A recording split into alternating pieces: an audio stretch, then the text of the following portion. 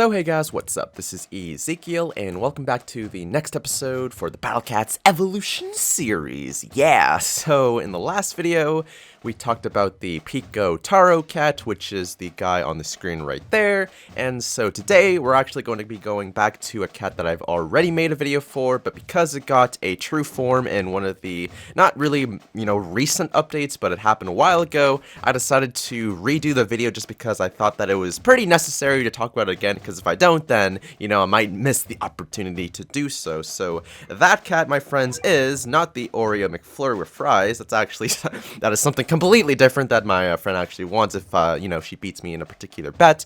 But no, the cat that we're talking about today is the Reindeer Fish Cat once again. So again, I do apologize that I'm redoing this video again, but it's not going to be too bad because since I've already explained in the last video, you can just watch that. I'm just going to kind of truck along through this very, very quickly. So, the cats try to make the fish cat cuter. This one carries the gifts you dream of. More money earned when defeating an enemy. So, it's basically one of like the cats that if it kills an enemy, it gains more money from it. Nothing too crazy about that. Moving on to the next cat right here, the Sashimi Cat.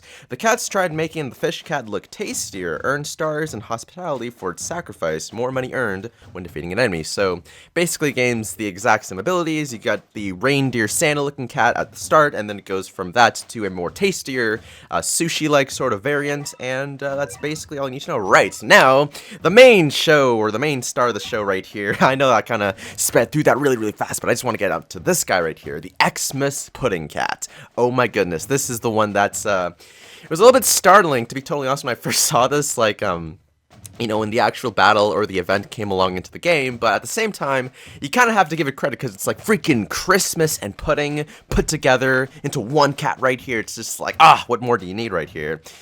But yeah, let's just get on to the description of this dude. So, this unit built for fighting has been re-engineered. Okay, yeah, it's just been reading it way too fast. To delight sweet tooths, area attacks get extra money after defeating.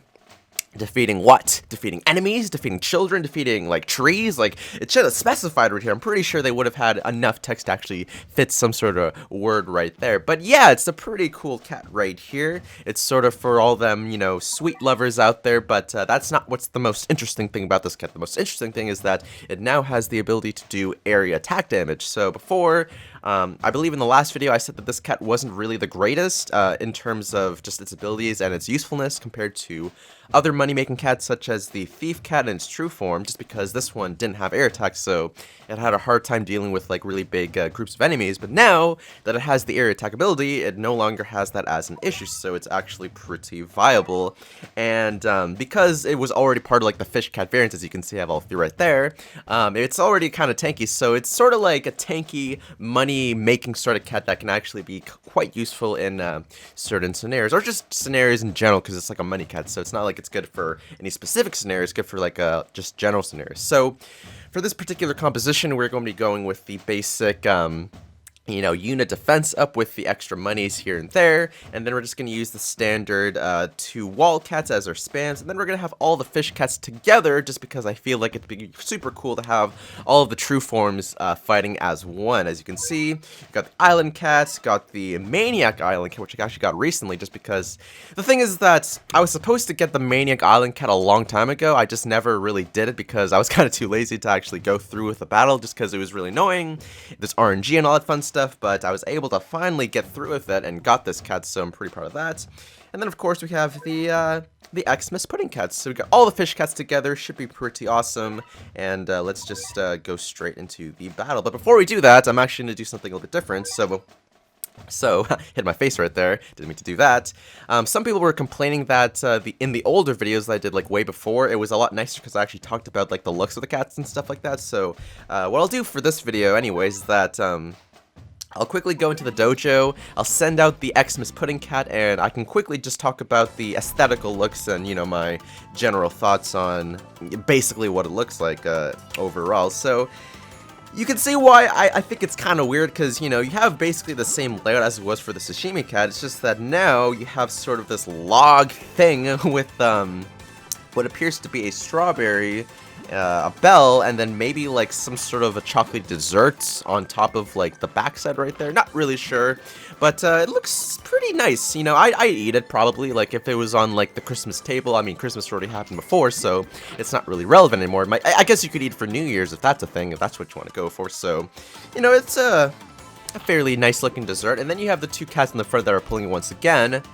And now they're holding candles on the sides instead of holding the forks and the knife. Personally, I think that the forks and the knife actually made a little bit more sense. It looked a little bit more deadlier in the eyes of the opponents. Unless you can say that, you know, candles could be quite deadly as well because you're setting the opponents on fire. That'd be pretty scary too. But personally, I would have preferred the utensils over just these basic candles right here. But yeah, overall, it's a pretty interesting look. And actually, just one quick little detail. If you look very carefully right behind the Xmas Pudding Cat, it does leave a trail of like a chocolate stream going right from behind, which is pretty cool actually. I think that's a really nice little detail that they added because, you know, just most cats in general, they don't have like such tiny details such as that, so it kind of, I just appreciate it when Ponas does stuff like that for particular cats and stuff. So anyways, yeah, that's pretty much all I gotta say for the aesthetical looks. You know, you can make your own assumptions and or commentaries and opinions as well in the comment section below, but anyways, now for the actual battle. The stage that we're gonna be testing for this particular composition is going to be at Red Alert, just because, you know, we have all the fish cats rounded up together, and they're mostly oriented towards, you know, red enemies, so I just thought that it'd be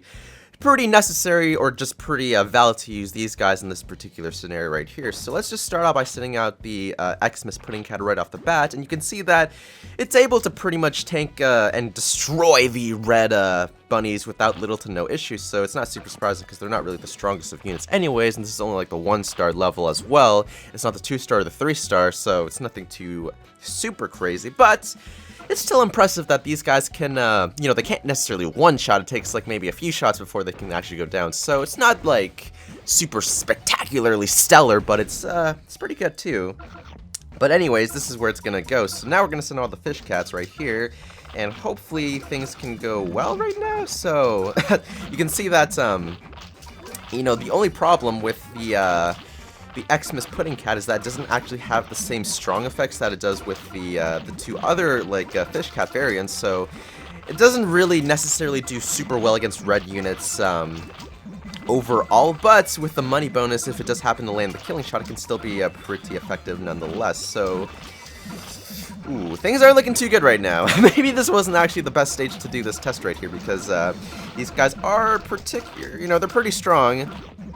And even though I have, like, the Maniac Island Cats and all that fun stuff, it's not like they're actually going to be able to, like, fully take on these guys, like, all the way. So I guess we're going to kind of ooh, we're gonna lose that battle pretty quickly, which is a bit unfortunate. So maybe not Red Alert. Red Alert was a little bit too extreme. Like, it was an interesting thought to actually try this, but I think we're gonna have to tone this down just a little bit. I'm guessing that the Reindeer Road, just the expert version, not the insane version, might be a little bit easier for the particular team composition that I'm going for right here. I really do want to show all the fish cats in their full glory right here, just because, you know, it's all the fish cats, and you never really get to see any major opportunities, or just really videos in general that actually show all three cats being used at the same time. So once again, let's go through this level and see if we can actually do something spectacular right here. So we're going to send out the Xmas Pudding Cat once again, and look at that, it's able to pretty much own these penguins without little to no trouble. It's because, like, the penguins, they can't really land, like, too many shots, just because, like, every time the Xmas Pudding Cat lands its attack, it, like, just knocks them back, which is pretty hilarious. Look at that! Already maxed out with the worker cats, so it's not too crazy. But here's the thing, now there's another enemy, the enemy, oh, what's his face? Xmas Pudding Cat, I forgot his name. And he's a lot stronger than us, which is a little bit unfortunate, but hopefully our own fish cat armies should be able to do well here in this scenario right here. Yes, that is some great English, Ezekiel. But yeah, I think it should be fine. I mean, it does have the air attack damage as well. I mean, that wasn't really surprising because, like, it is basically the same cat.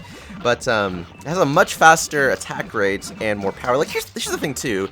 Whenever they have, like, true forms for cats, like, why is it that the enemy cats are always, like, so much stronger and, like, better than the cats that you actually get? It kind of sucks, doesn't it? It's like, you kind of get the false impression that the cats are actually really, really powerful when you see, like, the enemy versions, but then you get the actual version yourself. It's like, oh, wait, never mind. It's not, like, actually that great anyways, so it's like, meh, you know, kind of disappointing in a sense, but at the same time, it's not too bad. So Perhaps this was a bad idea too, because we're actually losing this battle pretty fast as well. But still, like, you know, the Xmas Pudding Cat's pretty good, just as a general, like, you know, overall cat if you want to use it for, like, you know, your battle compositions and stuff. But you can see here, like, if you want to go for more serious battles, then maybe you want to make something just, or make a team composition more, like, you know, proper, let's say. So, you know, got the spam cats, got the support cats. Like, in this sense, like, I don't even have any support cats right here. I literally just have a bunch of fish cats that are all close range units, and they can't attack from distance. So, obviously, it's not like...